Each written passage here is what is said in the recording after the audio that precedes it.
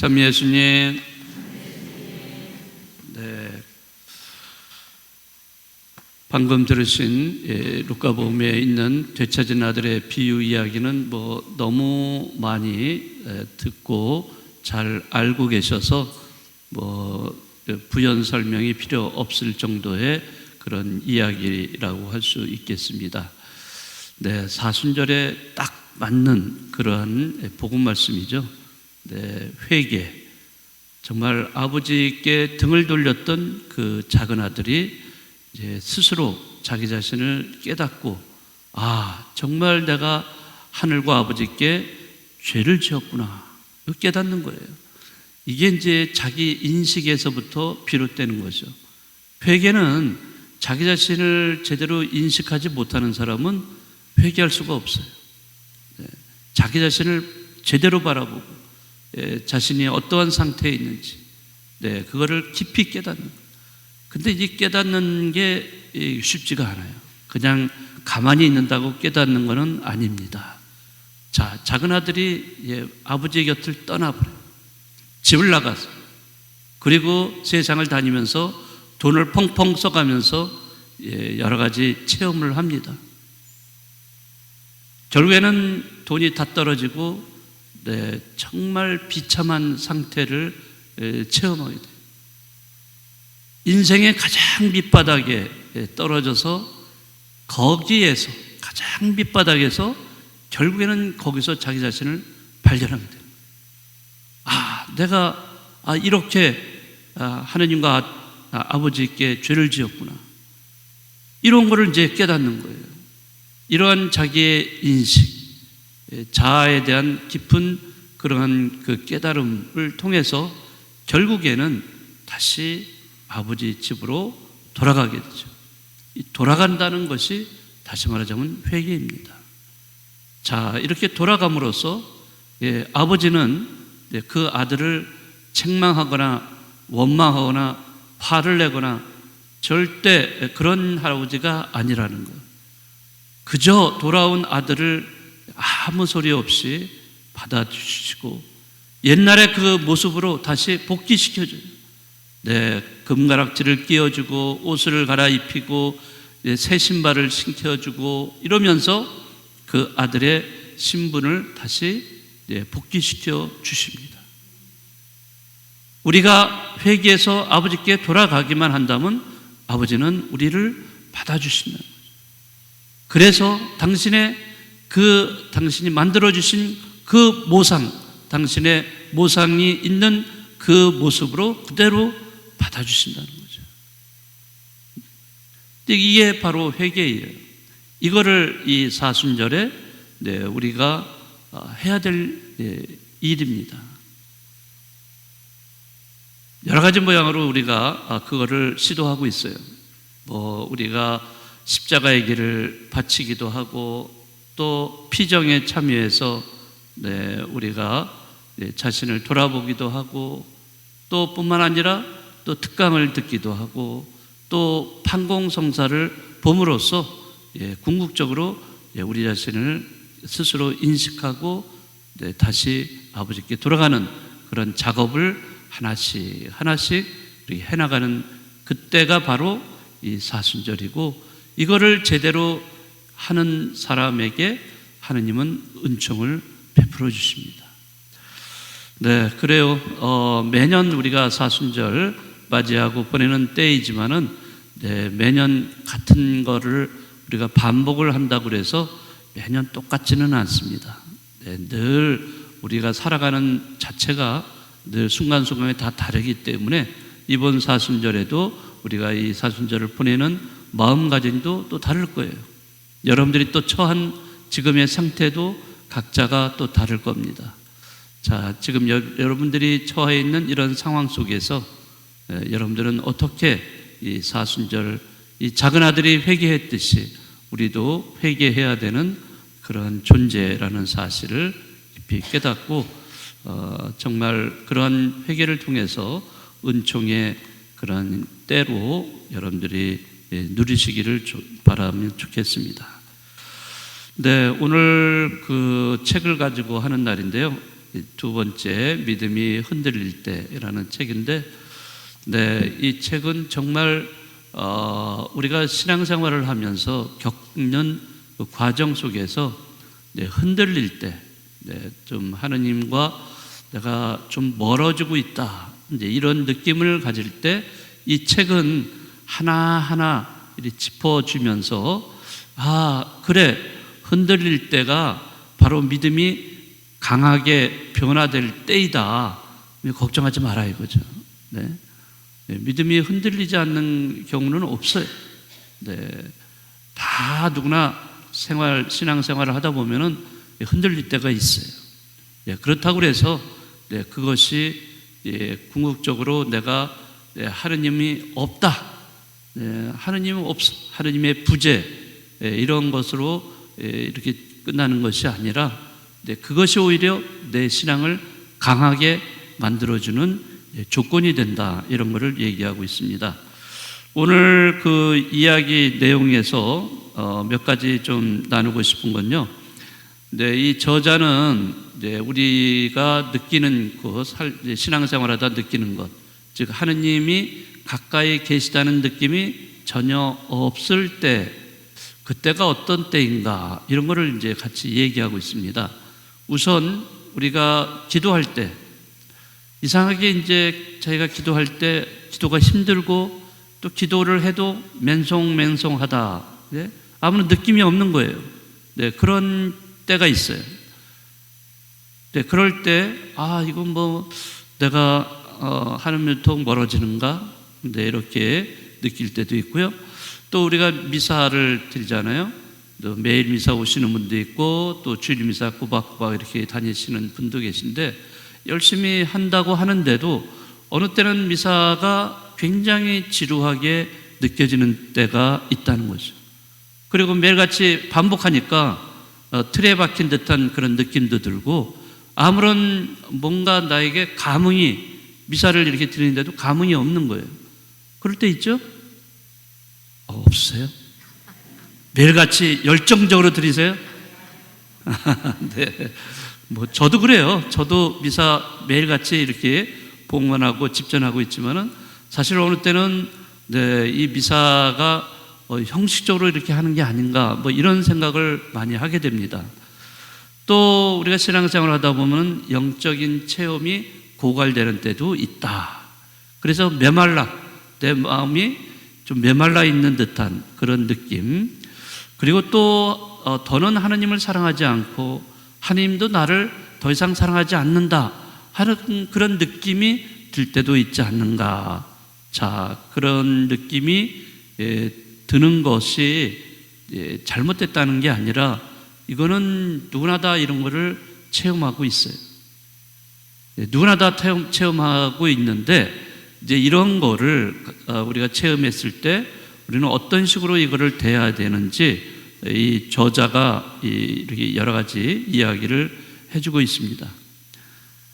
자, 그래서 이런 얘기를 합니다. 느낌에 바탕을 둔 믿음은 깨지기 쉽지만은 느낌이 없는 믿음은 궁극적으로 더 강하다, 이런 말을 하고 있어요. 그러니까 우리가 느낌으로만 신앙생활을 하는 건 아니다는 거죠. 느낌만 가지고서 신앙생활하는 게 아니라, 그 느낌이 혹시 없더라도 그것이 오히려 믿음을 강하게 만들어주는 계기가 될 수 있다라고 이렇게 얘기를 하고 있어요. 그래서 어느 때는 우리 믿음이 시험을 받는 그런 경우도 있다는 거예요. 여러분들 시험 이제 다 학교 졸업해서 지긋지긋하시죠?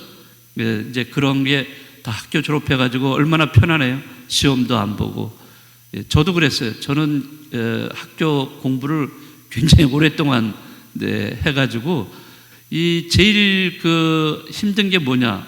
공부는 열심히 하는데 시험 보는 때가 제일 힘들어. 그래서 그 시험을 상당히 많이 학교 생활을 하다 보니까 치루었어요.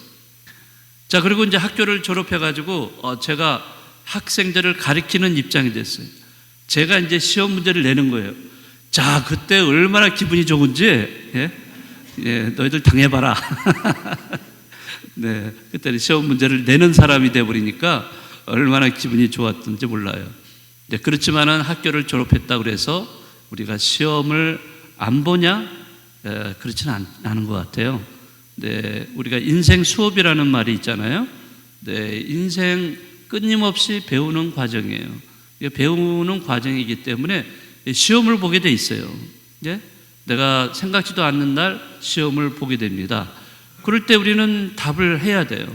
네, 그러니까 우리가 신앙생활도 마찬가지라고 생각이 듭니다. 신앙생활도 네, 시험을 치르는 때가 있어요. 네, 그런 시험을 치르는 때, 신앙의 시험, 네, 이럴 때, 네, 그것은 결국에 이제 우리가 조금 더 굳세게 될 수 있도록 하느님이 우리에게 주시는 기회라고 할 수가 있어요. 근데 우리는 그런 시험을 받아보고서 나 이런 거 하기 싫어. 왜 나한테 이런 거 줘? 이렇게 할 수도 있겠죠. 예, 그렇지만은 예, 이런 시험은 자기가 보다 더 강해지고 굳세어지게 하는 계기가 될 수 있다. 그래서 어떤 내가 좋은 영적인 느낌 이런 것이 없다 하더라도 인내심을 가지고 꾸준히 기도하고 또 지금 해오던 미사도 꾸준히 하고 또 봉사활동도 이렇게 하다 보면은 나도 모르게 내 신앙이 강해질 수 있다. 이런 말을 하고 있습니다. 그리고 또 한 가지는 이제 이런 얘기를 해요. 저자는 신혼여행이 끝났다고 결혼 생활이 끝나는 것은 아니다. 맞는 말이죠? 네, 이분은 이제 결혼 생활을 하시는 분이기 때문에 아마 이런 경험을 토대로 해서 말씀하신 것 같아요. 그러니까 신혼여행은 그저 하나의 시작일 뿐이다. 예? 부부 사이에서도 그렇듯이 하느님과 우리 사이의 관계에서도 그렇다. 이런 이야기를 합니다. 그러니까 이런 신앙이 흔들릴 때가 하나의 우리가 시작이에요. 네, 하느님과 관계가 새롭게 시작하는 그런 관계라고 생각하시고 더 굳어지는, 더 강해지는 계기가 될 거라고 굳게 믿으시면 될 것 같습니다. 네, 또 하나 이제 이 저자가 얘기하는 것은 자신의 체험담을 이제 얘기를 하고 있는데요. 자기가 동네에 주민센터에 어느 날 갈 일이 있어가지고 사복을 하고서 이제 운동모자 딱 쓰고 사복하고서 이렇게 딱 갔는데 거기에 이제 신자 한 분이 근무를 하고 계신데 당신을 몰라보더라는 거예요. 네? 그러고서 막 일반 사람들처럼 막 이렇게 대하니까 처음에는 이 사람이 나를 모르는구나. 그런데 이제 같이 얘기를 하다가 보니까 그 사람이 이제 신부라는 거를 그제서야 그 신부라는 거를 이제 알고서는 아이고 신부님 오셨어요 이러면서 아주 반갑게 맞이했다는 그런 예의가 있습니다. 근데 저도 마찬가지예요. 저도 지금 여기 본당에 이제 온 지가 1년이 이제 넘었는데 아직도 이제 잘 모르셔서 그런지 제가 수단을 입고 이렇게 성당에 있을 때는 다 알아보시는데 제가 사복을 딱 입고서 모자 딱 쓰고 이렇게 돌아다니니까 길거리에 지나가도 딱 이렇게 지나가고 있는데 저를 전혀 모르시더라고요. 예? 네, 그런 경우도 있지 않는가. 그래서 이 저자는 이제 그런 거를 통해서 이런 얘기를 합니다. 예수님과 우리의 그 관계에서도 이런 일이 똑같이 벌어질 수가 있다. 자, 우리가 기도하거나 성경을 읽을 때 또 미사를 드릴 때 우리는 예수님을 만날 거라고 생각을 합니다. 그렇죠? 네, 그렇게 해서 우리는 예수님을 만난다. 그런데 다른 곳 또는 다른 상황, 이 미사가 아니고 기도할 때가 아니고 다른 상황에서 우리는 예수님을 언제든지 그때도 만날 수 있죠. 네, 만날 수 있는데 그런데 사실은 그러기 때문에 모든 우리 삶의 어떤 상황에서든지 예수님은 존재하세요. 그런데 우리는 이상하게 그 성당을 밖을 나가면은 그때부터 예수님을 만나지를 못해요. 찾지를 못하고 만나지도 못해요. 그런데 사실은 우리 신부들이 사복을 입고 나가서 이렇게 지나가듯이 예수님도 지나가고 계세요. 예? 내가 우리 마트에 갔을 때, 쇼핑몰에 갔을 때, 아니면 내가 직장에 있을 때라든지 또 가정에 있을 때 다 예수님이 계세요. 계신데도 그거 모르고 그냥 지나치는 거예요, 우리는. 네. 자, 그런 경우가 많이 있다는 거죠. 그러니까 어떤 상황에서든 예수님은 함께 하시는데 우리는 그거를 깨닫지를 못하는 거예요. 자, 그래서 또 하나 이야기는, 자, 이제 부활 지나면서 그 복음이 이제 루카복음 항상 그게 나오는데 엠마오로 가는 제자들에 대한 이야기가 나옵니다. 엠마오로 가는 제자들이 왜 가냐? 자, 예수님의 제자들인데 예수님이 너무나 비참하게 십자가에서 처참하게 이렇게 돌아가셨거든요. 그거를 지켜보던 제자들이 너무 실망하고 또 좌절하고 이래서 결국에는 이제 뿔뿔이 흩어져 버려요. 그래서 그 두 명도 흩어져 가지고 결국에는 자기 고향인지 모르지만은 어쨌든 엠마오로 내려갑니다. 자, 정말 이제는 희망을 걸 데가 없는 절망 속에 터덜터덜하면서 두 사람이 걸어가고 있어요. 그런데 예수님이 그들에게 다가와 가지고 부활하신 예수님이 이제 다가와서 만납니다. 자, 그래서 이 두 사람 제자들과 동행을 하시는데 계속 성경 말씀을 이제 들려주시는 거예요. 그래서 그들이 구약의 성경 말씀을 들을 때 막 뜨거웠다, 마음이 뜨거웠다 그렇게 되어 있는데 그때까지만 해도 이 예수님을 알아보지를 못하는 거예요. 예수님이 함께 동행을 하고 있는데도 이 제자들은 예수님을 알아보지 못하고 있었다라고 되어 있었다는 거. 그래서 이 저자도 그런 거를 얘기하면서 우리가 이렇게 예수님이 늘 동행하시는데 우리는 그거를 제대로 알아보지 못하는 그런 때가 있다. 그래서 이런 거를 통해서도 우리가 믿음이 흔들릴 때, 믿음이 약할 때가 있다는 거. 그렇지만은 늘 이렇게 동행하신다는 거를 우리는 알아야 된다. 이렇게 해서 마지막으로 그 이야기를 아빌라의 성녀 데레사 이야기를 하고 있습니다. 이 수녀님이 동료 수녀님들에게 이런 말을 했어요. 주님은 냄비와 프라이팬 사이를 걸어 다니십니다. 이런 얘기를 했습니다. 굉장히 유명한 말이에요. 이 아빌라의 성녀 데레사, 자기가 이제 그 수도회를 설립을 하고 이렇게 수녀들이 들어와 가지고 수녀들을 양성하고 함께 수도 생활을 할 때 수녀님들이 이제 아마 그 투덜투덜 거렸던 것 같아요. 부엌에 일도 많고 막 이러니까 투덜거렸던 것 같은데 이때 이 수녀님이 이런 말씀을 하신 거예요. 주님은 냄비와 프라이팬 사이에 걸어 다니십니다. 수도자들이 열심히 성체 앞에서 기도하고 미사 드리고 성찰하고 성체 조배하고 막 그래요. 그때만 예수님이 계신 게 아니라는 거죠. 부엌에서 일을 하고 있을 때에도 거기에도 예수님이 계시다는 거예요. 네. 자, 그렇기 때문에 자, 우리가 믿음이 흔들린다고 해서 너무 두려워하지 말고 또 너무 여기에 실망하지 마시고 주님은 늘 우리와 함께 계시다는 거. 그러니까 그런 거를 통해서 오히려 우리가 더 강해질 수 있다는 거를 이야기하고 있다는 거. 이런 거 잘 설명을 이렇게 하고 있어서요. 정말 조금씩 읽어가면서 그래 정말 맞는 말이다 이렇게 동감을 많이 합니다. 자, 이제 여러분들 또 다음 주 한 주 동안 잘 읽으셔서 다음 주에 또 뵙기로 하겠습니다. 네.